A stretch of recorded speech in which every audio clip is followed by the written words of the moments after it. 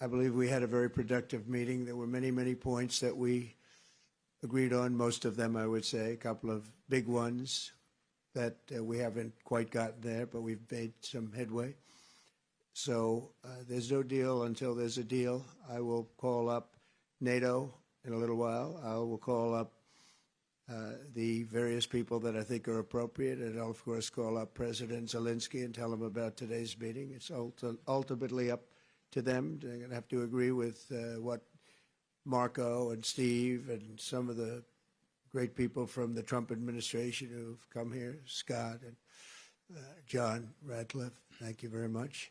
But we have some of our really great leaders. They've been doing a phenomenal job.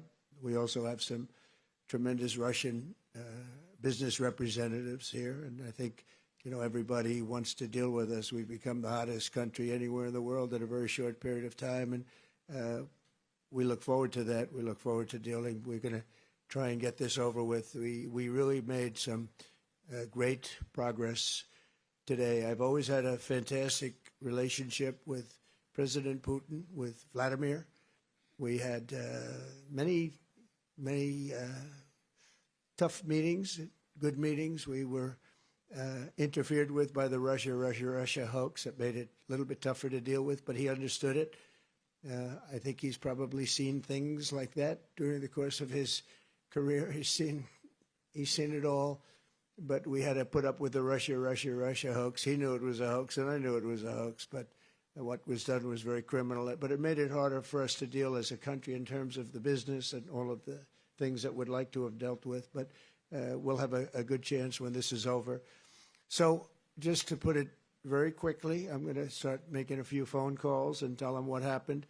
But we had an extremely productive meeting, and many points were agreed to.